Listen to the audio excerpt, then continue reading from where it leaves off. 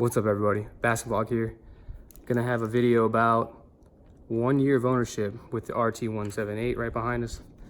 Got a list of stuff to cover. Had a lot of requests to do this video from guys who are looking to buy this boat, guys that have that boat, and they want to know about the upgrades that I've done and how I work my way around it. So let's get into it.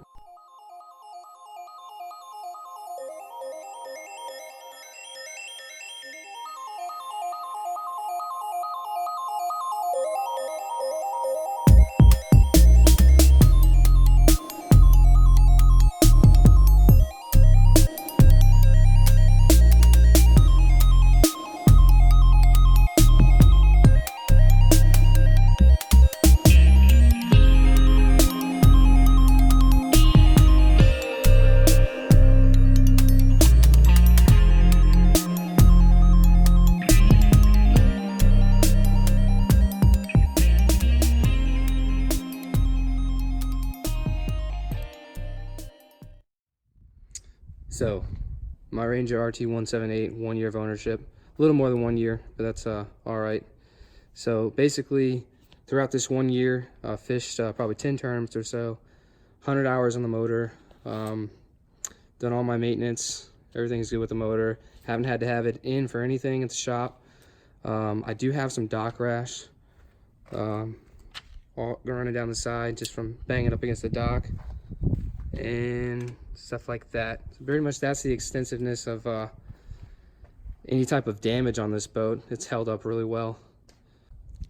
So working our way from the front of the boat back, the first thing I've added were these good old rod saver straps. These are a little bit old school, but it was just a way for me to avoid drilling into the boat and putting in the seat belt type straps, and they work fine. They serve their purpose. I think they were like 15 bucks on Amazon. Couldn't go wrong. Also set up one in the back for my co-anglers whenever I fish a tournament.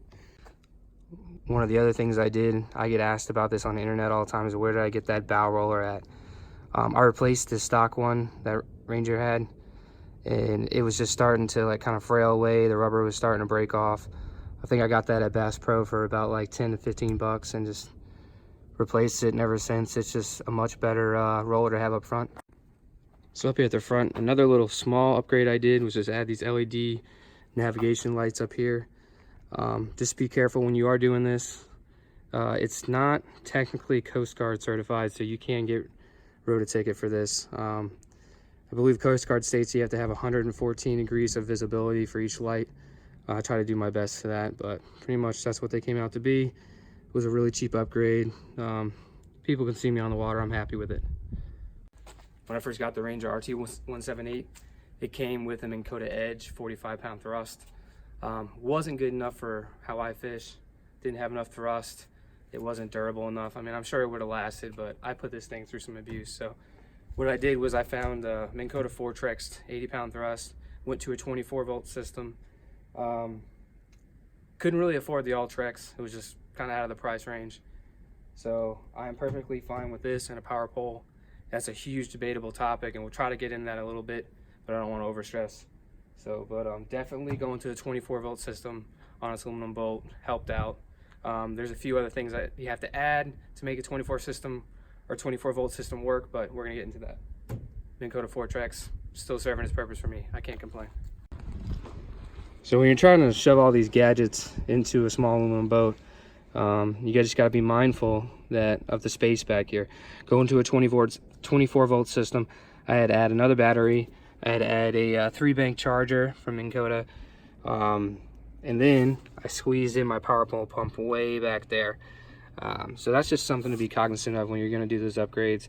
Try to have everything planned out before you go buy the stuff, and that way your install is going to be easy. Or if you pay someone to install and you go that route, they're going to be able to handle it pretty well. So pretty much that's what you have to be worried about when you go from a 12 to a 24-volt system. I don't think that this boat could handle a 36. I'm sure someone's done it, but I imagine that you'd have to put one of the batteries in the back compartment. One of my absolute favorite upgrades for the trailer and the boat, I guess you can consider this, is a rod saver ratchet strap in the back. This makes it so easy to just get your boat on.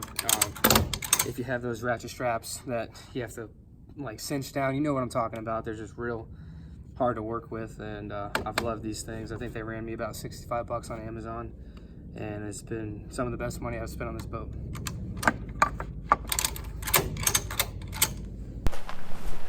So another one of my favorite upgrades is this power pole.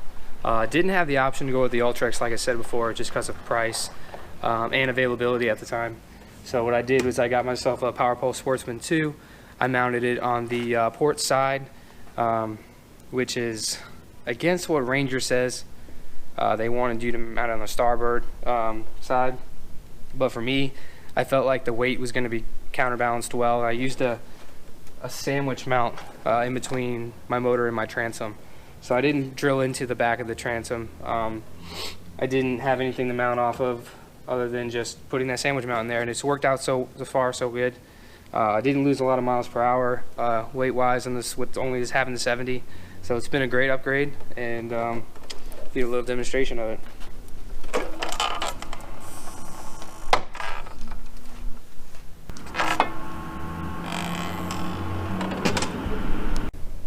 So with my power pole install, I ended up getting the foot buttons for up front. That way, if you catch a fish, you don't have to take your hand off the reel to hit your key fob or go back to the console to put the power pole down if you don't want to spook a school or something like that. But these have been great, and I mean, you'll see me using these in the video. After I catch a fish, I'll power pole down so I don't disturb the area anymore. So that's definitely a good upgrade to have with the power pole. So when we talk electronics, up at the front, I've got the Garmin Striker 7 SV, which means side view. Looking back now, I would have gotten the CV, which is just a normal down scan, because the side view is just not going to work well with the transducer mounted on the trolling motor. So you don't have to go side view up front. It's better to have side view with transducer mounted in the back, but this unit has been great.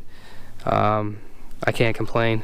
So one of the things I will be doing, since I got Lowrance Elite TI9 or 9 Ti, they have the compatibility to hook up iPads and basically play whatever is playing off that screen. I'm getting a mount for my iPad mini, which is going to show basically my side scan, and I have GPS up there as well. So if I need to see GPS or control my unit at the console, I'm going to be doing it with this iPad, and it's going to be mounted directly under my Garmin unit. So that's going to be an upgrade that's coming soon, but that should be very helpful as well. I just recently got this Lowrance 9 Ti unit from my console. I didn't have a unit that had GPS on it up here, so I was kind of lacking that feature, being able to chart and plot properly, and I neglected offshore fishing a lot, so I would just kind of fish the moment, see what the fish were doing, and just watch my front electronics for depth and try to spot some bait fish. But now, since I have this, now I can kind of focus on offshore fishing a little bit more, capitalize on those fish in those tougher months when they get off into some depths, and especially the winter months as well. So, but I'm really proud of this unit. I may do a video about it.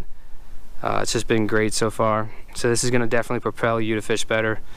I think Gerald Swindle said, you know, everyone makes fun of the guy in an aluminum boat, but I'm scared of the guy in an aluminum boat that has multiple screens, just because he can go anywhere, and I mean, he can see everything. So don't underutilize your electronics. Use your electronics. It's crucial to fishing. Absolutely. I want to talk about some upgrades that I don't already have yet, and that you should probably consider if you have this boat, or you have a boat like it, or you're considering buying a boat like this. First thing is going to be a setback or a jack plate. That's just going to maximize your capability with this small aluminum boat. You know, give it the ability to do what it's supposed to do. Go back there in that shallow water, get on plane in that shallow water. It's all around just a good thing to have performance-wise. Going to gain 1 to 3 miles per hour depending on how you're propped. It's just something really good to have. Secondly, a hot foot. So this boat isn't crazy fast. It probably goes 37 on GPS. With the tournament load, I'm 35. Another co-angler. So just to be able to have the peace of mind that your hands-free operation, 2 hands on the steering wheel, hot fit's great for that. It's a great safety mechanism that you can put on your boat. Third, spare tire. Ranger, when I bought this boat, it didn't include a spare tire on the trailer. That's something I will be doing because I'll have to be trailering this boat for longer distances, and I just don't, you know, it's a good peace of mind to have. I wish they would make that a standard feature on their trailers. I think they should. But yeah, spare tire is something that I would consider as well. So with that being it, that's pretty much the 1 year of ownership with this boat and the upgrades that I've done to it. It's been a great boat so far. You're going to see plenty more videos being made out of this boat. It runs. It's just my go-to. It's been great. So love my RT178.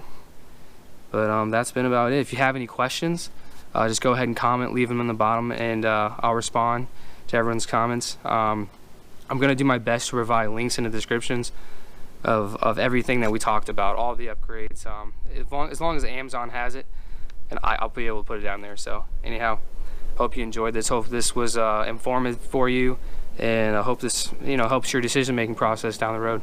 But anyways, I appreciated making this video for you, and appreciate you guys watching. Please subscribe. Thank you.